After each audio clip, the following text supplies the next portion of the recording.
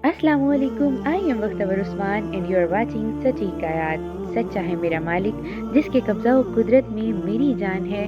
वो पाक परवरदिगार जिसने हज़रत आदम अलैहिस्सलातु वस्सलाम को इस रुए ज़मीन पर अपना खलीफा बनाकर भेजा। आज हम तख्लीक आदम के मुख्तलिफ मराहिल के बारे में जानेंगे।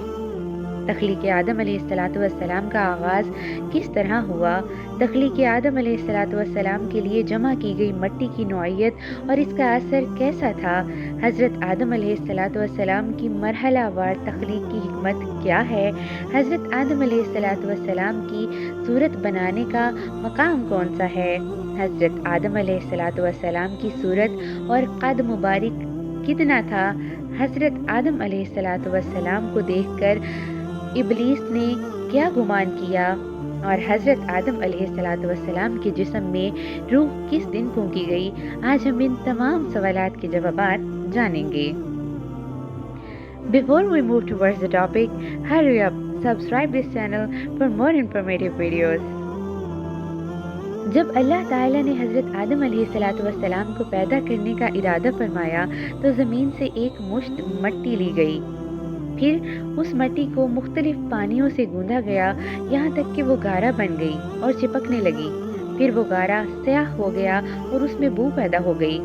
फिर इस स्याह रंग और बू वाली मिट्टी से इंसान की सूरत बनाई गई। जब वो सूख कर खुश्क हो गई तो जिस वक्त हवा उसमें से गुजरती तो वो बजती और इसमें आवाज़ पैदा होती थी। तख्लीक आदम अलैहिस्सलातु वस्सलाम के ये मराहिल कुरान करीम में मुख्तलिफ मकामात पर बयान किए गए हैं। चुनाचे एक मकाम पर इरशाद फरमाया, तर्जुमा, बेशक ईसा अलैहिस्सलातु वस्सलाम की मिसाल अल्लाह के नज़दीक आदम की तरह है, जिसे अल्लाह ने मिट्टी से बनाया, फिर उसे फरमाया हो जा तो वो फौरन हो गया। दूसरे मकाम पर इरशाद फरमाया, तर्जुमा, और बेशक हमने इंसान को चुनी हुई मिट्टी से बनाया, और इरशाद फरमाया, तर्जुमा, वो जिसने जो चीज़ बनाई खूब बनाई और इंसान की पैदाइश की इब्तिदा मिट्टी से फरमाई।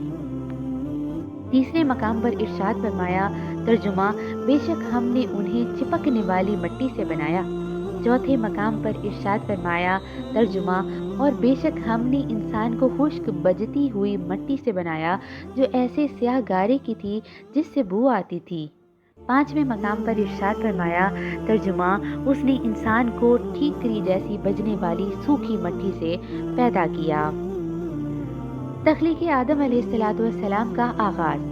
हज़रत अब्दुल्ला बिन मसऊद रज़ियल्लाहु तआला अन्हु से रिवायत है कि फरिश्तों से मशवरा फरमाने के बाद अल्लाह ताला ने हज़रत जिब्राईल अलैहिस्सलातु वस्सलाम को ज़मीन की तरफ भेजा ताकि वो उससे मिट्टी लेकर आएं।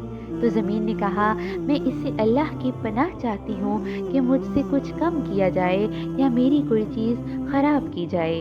हज़रत जिब्राईल अलैहिस्सलातु वस्सलाम मिट्टी लिए बगैर ही वापस लौट आए और अर्ज़ की, ए मेरे रब अज़्ज़ा वजल, ज़मीन ने तेरी पनाह तलब की तो मैंने इसे पनाह दे दी।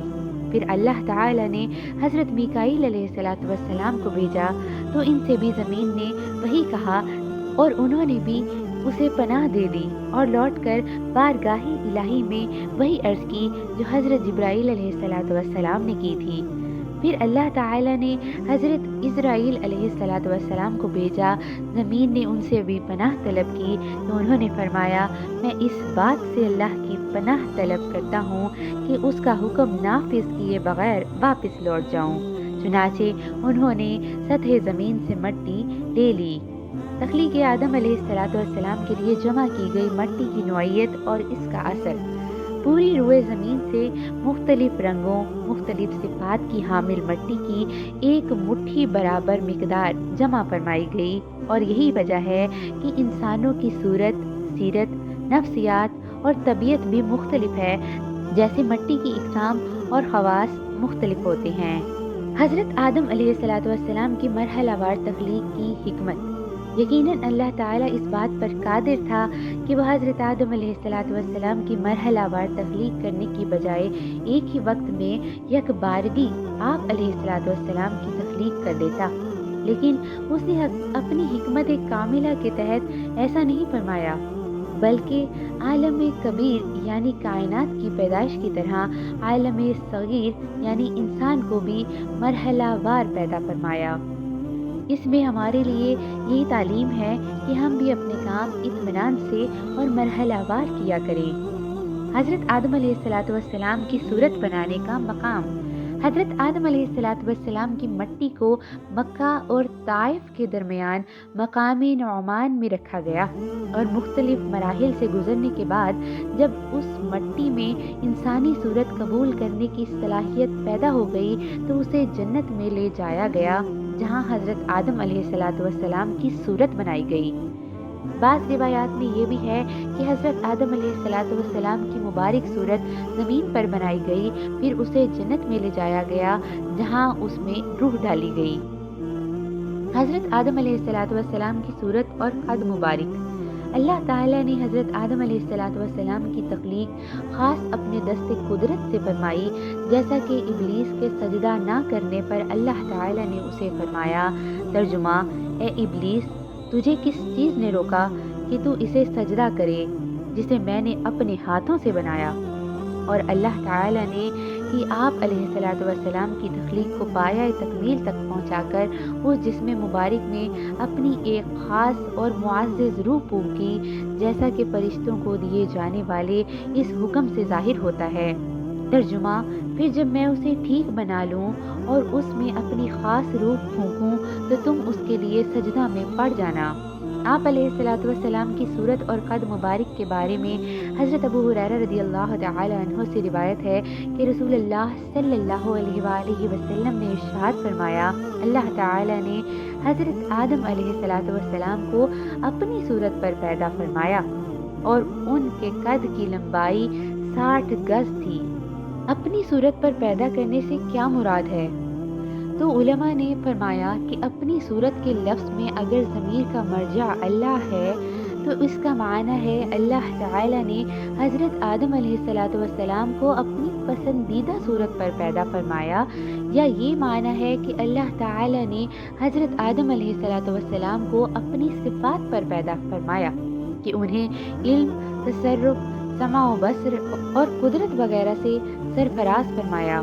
اور اگر اپنی صورت کے الفاظ میں ضمیر کا مرجع آدم علیہ الصلاۃ والسلام ہے تو اس کا معنی یہ ہوگا کہ اللہ تعالی نے حضرت آدم علیہ الصلاۃ والسلام کو ان کی شکل و حیت پر پیدا فرمایا، یعنی جس شکل میں انہیں رہنا تھا شروع سے ہی انہیں وہ شکل دی، دوسروں کی طرح نہ کیا کہ پہلے بچے ہوں پھر جوان اور پھر بوڑھے ہوں۔ یا یہ معنی ہے کہ اللہ تعالی نے حضرت آدم علیہ الصلاۃ والسلام کو ان کی صفت پر پیدا کیا کہ وہ شروع ہی سے عالم، عارف، ہدایت یافتہ اور نیک تھے۔ نیز یہاں گز سے مراد شرعی گز یعنی 1 ہاتھ ہے، یعنی حضرت آدم علیہ الصلاۃ والسلام 60 ہاتھ 90 فٹ کے ہی پیدا ہوئے، دوسرے انسانوں کی طرح نہیں کہ پہلے بہت چھوٹے پیدا ہوتے ہیں پھر بڑے ہوتے ہیں، کیونکہ آپ علیہ الصلاۃ والسلام کی پیدائش ماں باپ سے نہ ہوئی، اسی لیے چھوٹا پیدا کرنے کی حاجت ہی نہ تھی۔ نیز بظاہر اتنا لمبا قد عجیب اور ناممکن معلوم ہوتا ہے، لیکن اللہ تعالی کی قدرت پر نظر کی جائے تو نہ یہ عجیب ہے اور نہ ہی ناممکن، کیونکہ اللہ تعالی اتنی لمبی قامت والا انسان بنانے پر خوب قادر ہے۔ مذکورہ والا حدیث کے آخر میں ہے کہ جو بھی جنت میں جائے گا وہ حضرت آدم علیہ الصلاۃ والسلام کی صورت پر ہوگا اور اس کا قد 60 گز ہوگا۔ پھر حضرت آدم علیہ الصلاۃ والسلام کے بعد اب تک مخلوق کم ہوتی رہی، یعنی ان کا قد کم ہوتا رہا۔ حضرت آدم علیہ الصلاۃ والسلام کا جسم دیکھ کر ابلیس نے کیا گمان کیا؟ حضرت انس رضی اللہ تعالی عنہ سے روایت ہے کہ حضور پر نور حضرت محمد مصطفیٰ احمد مجتبیٰ صلی اللہ علیہ وآلہ وسلم نے ارشاد فرمایا، جب اللہ تعالی نے حضرت آدم علیہ الصلاۃ والسلام کی جنت میں صورت بنائی تو جب تک اسی حالت میں رکھنا چاہا تو انہیں چھوڑے رکھا۔ ابلیس ان کے آس پاس گردش کرنے لگا، وہ دیکھتا تھا کہ یہ کیا چیز ہے، تو جب اس نے انہیں خالی پیٹ دیکھا تو سمجھ گیا کہ یہ ایسی مخلوق پیدا کی گئی ہے جو اپنے اوپر قابو نہیں رکھ پائے گی۔ اپنے اوپر قابو نہ رکھنے سے ابلیس کی مراد یہ تھی کہ یہ مخلوق شہوت اور غصہ کے وقت اپنے نفس پر قابو نہیں رکھ سکے گی اور شیطانی وسوسے آسانی سے دور نہیں کر سکے گی۔ हज़रत अबू हुरैरा रज़ियल्लाहु ताला अन्हु से रिवायत है कि हुज़ूर सल्लल्लाहु अलैहि वसल्लम ने इरशाद फरमाया, बेहतरीन दिन जिसमें सूरज निकले वो जुमा का दिन है। इसी दिन हज़रत आदम अलैहिस्सलाम को पैदा किया गया। इसी दिन उन्हें जन्नत इसी दिन उन्हें जन्नत से ज़मीन पर उतारा गया। इसी दिन उनकी तौबा कबूल फरमाई गई। इसी दिन उनकी वफ़ात हुई और इसी दिन क़यामत कायम होगी। अल्लाह पाक से दुआ है कि वो हमें अपने महबूब बंदों के फ़ज़ाइल व बरक़ात से फैज़याब होने की तौफ़ीक अता फ़रमाए और हमें उनके रास्ते पर चलते हुए जन्नतुल फ़िरदौस में आला मकाम अता करे। आमीन।